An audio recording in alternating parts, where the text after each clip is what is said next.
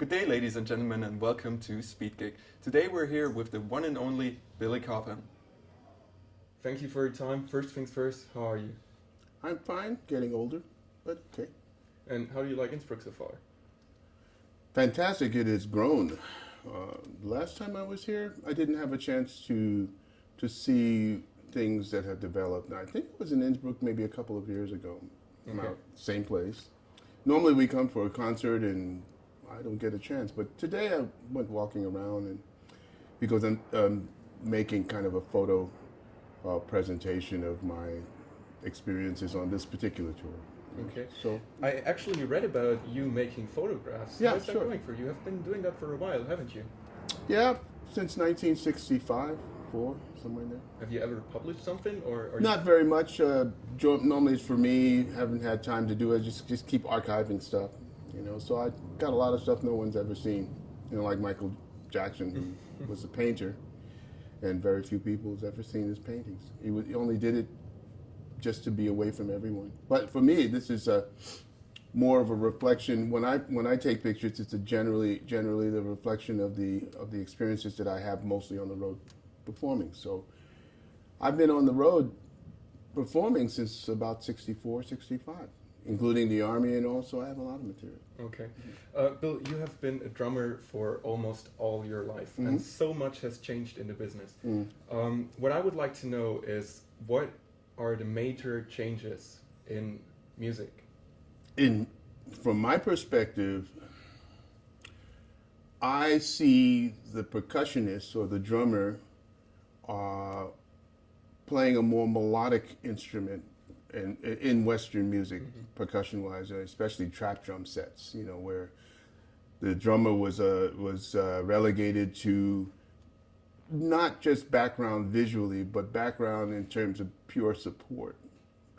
I believe that image has changed and expanded into a much more consistent presentation every day now, where you would, in addition to playing and sustaining the tempos and things like this and being kind of a supporter of the shortcomings of everybody else in the band, you also take on the position of being having a solo presence that is not rhythmically strong, but musically strong, which means you're thinking chordally, melodically, which drums play when. Even if you have a 5-piece set, the drums more often than not should be tuned to the general musical environment in which you're playing, in my opinion.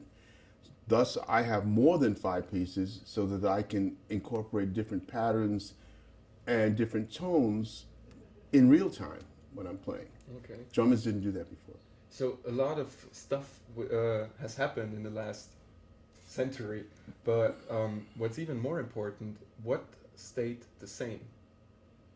Tempo, Tempo. time, synchronization, more.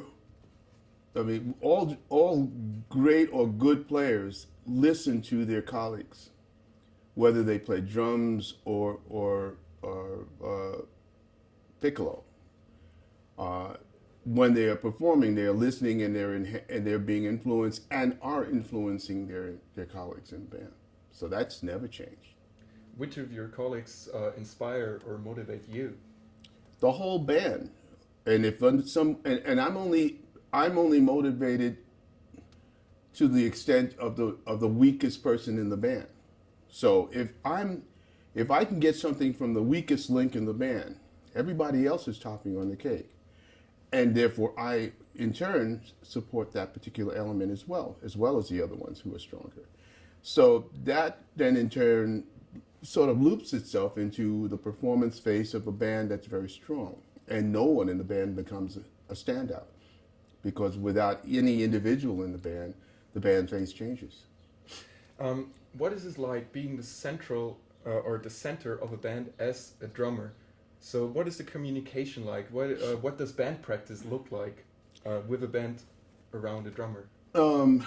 People have to listen and be in sync with what I play and how I approach playing patterns for them, those who do not play the drums at all. They're thinking rhythm. So they're counting. And if you see my band tonight, you'll see some individuals who really, because of the complexity of the material that we play, they rely on counting. Sometimes their mouth is moving, sometimes their hand is moving, because we're playing in 27 or we're playing in 13 or something like this, and it's grooving, but inside there are patterns that are really relative to only that individual. They're not playing something that someone else in the band is playing. And it is as important as what everybody else is playing. So they're having to really think and be really focused on what they're doing in relationship to what they contribute to the other elements so that we have this band face. So that said, me as a player, drummer, I also have my part. And it's, again, synchronizing everybody and keeping everyone secure in that they know where the timing is. When I play a fill, it's very, very important that I make sure that they all understand the pattern. Yes. From the beginning to the end of that pattern and how it bridges from the beginning to the end of the phrase is what we do. I get that. Very, very important. You've been on so many stages all around the world, and is it still thrilling, or do you guys still get nervous and get together, or do you guys have rituals or something that hasn't changed for you guys? I guess in everybody they do. I mean, I still watch cartoons before a show. You do? Why not? It's somehow, you want to be relaxed. Yeah. Or you want to do things that keep you in the here and now very easy. Performances, whether it be for individuals who you hold very high in esteem and respect, or the same. I mean, actually, it depends on who you're playing for. Mm-hmm. But generally speaking, I want to be at my best amongst the people whom I really love to work with, and that could be just the whole world, and stay in the side of my mind that says, this is what I do, so why should I get nervous about what I do? This is the best point of the day.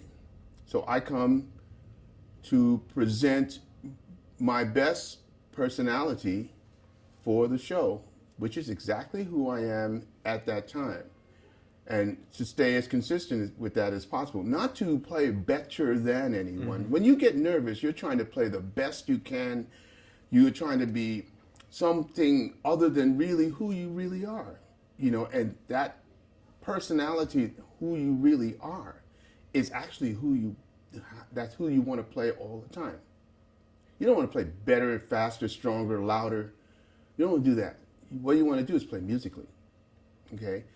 So my objective is to be able to hear myself well, get into that cocoon of music and that security zone, and play who I really am.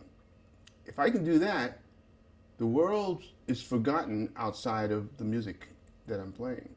And the rest is history for me. That's lovely, really. I admire that. Oh, thanks. But speaking about admiring, not only the music business has changed a lot, but also the style of music. Are there modern bands, so to speak, that you still admire? Yes, but I mean, I don't say this in tongue-in-cheek or being funny. I don't remember who they are, primarily because I'm so busy trying to just keep my own self together that I'm not out there listening to a lot of people that are brand new. I'll stumble across one thing or another and go, wow, that was great. That's really amazing, and forget who that was. Reason? I'm a senior citizen. I have these moments. What can I tell you? But yeah, there's some things out there that I'm sure would be of interest to everyone, young and old. Depends. What is the last record you've bought? Actually, I bought a record called 8:30. It's by Weather Report. Why? Because I wanted to understand a little bit better the music, the compositional approaches of Wayne Shorter and Joe Zawinul. Just me. And that was maybe a couple of days ago. Yeah, just studying Wayne. He primarily he wrote an extended piece for Miles Davis, and as the story goes, Wallace Rooney had it.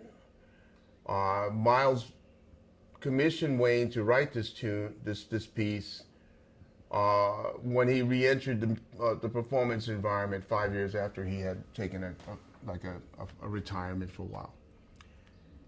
Wayne wrote it as Wayne would, and gave it to Miles, and Miles looked at it and said, "There are too many notes, too many chords.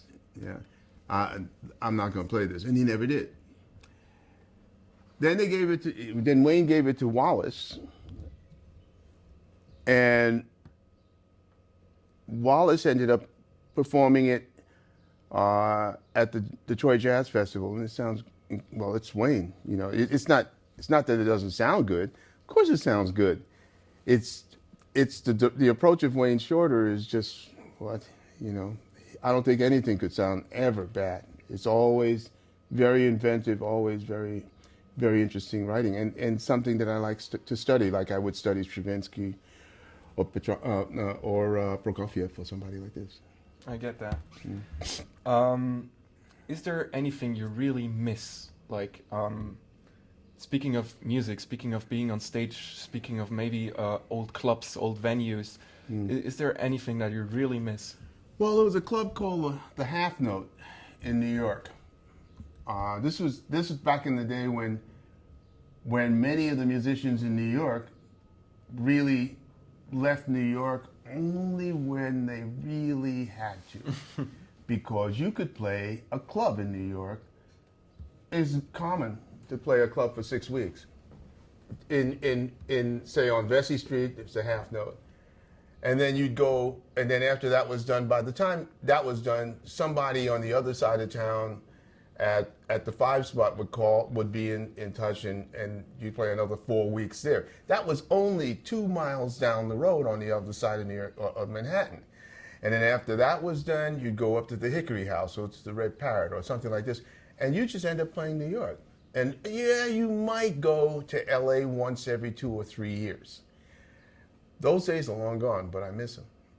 Okay, that's lovely as well. There was one more thing I would like to ask you. There are loads of young musicians. Okay. They're getting more and more every day. Yeah. And I guess that, of course, you had ups, you had downs, and it's tough being on the road. I get that. But for them, you are living the dream. Okay. And I guess you're living your dream as well. But is there any tip or any advice that you would like to give to young drummers who want to live a life like you, live a life as a musician? Well, from what I've learned over these years, many of the people whom I respect or respected, many have fallen and passed away based on false ideas and concepts having to do with taking care of themselves physically, just not taking care. And the artists are very, very fragile, but we're not that fragile. We're also very inventive and imaginative. Otherwise, we couldn't be artists. So if you would take a little time, and I'm speaking to the general public, those artists who are now here and those who are coming after me, to stop and think, where do you want to go with this? What do you want to do with this gift that you've been born with? How do you want to expand on it? How you want to share it with the rest of the world?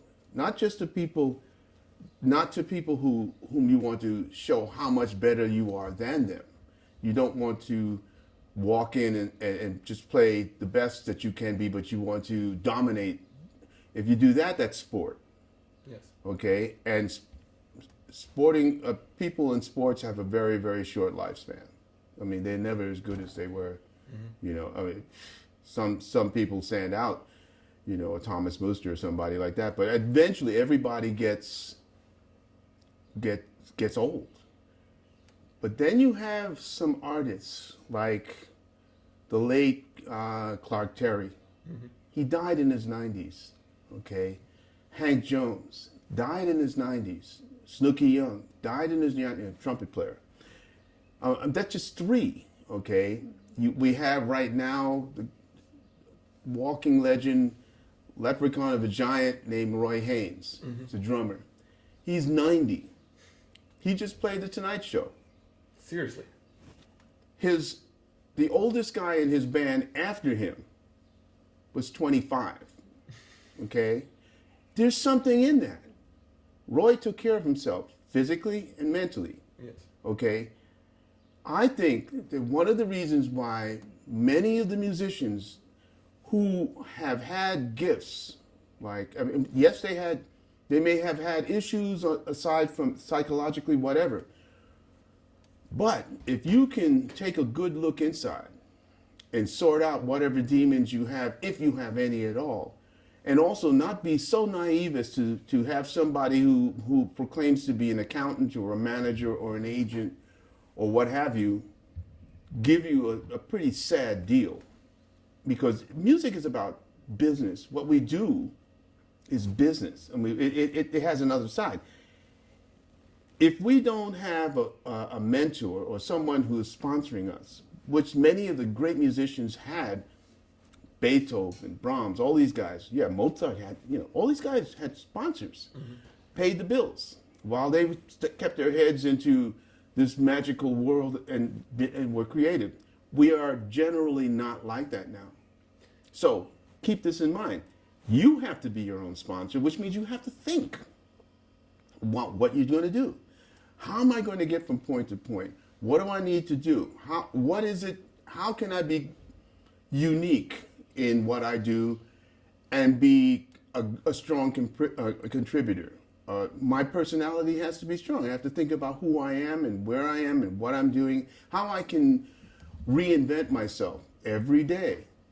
But I'm just amongst a whole bunch of people who can do the same thing. It's just that many people don't choose to. They expect somebody else to come and do it for them, you see.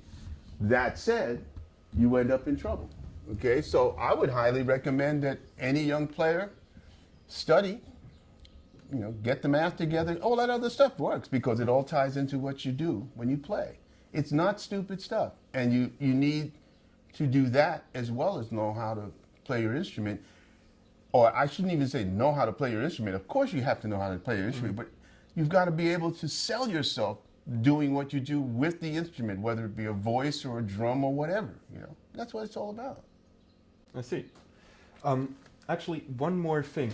I read that your time in Brazil really inspired you, and since you're on the road a lot, do you still get time to walk around the city and take photographs, for example, or do you just have too much of a busy day?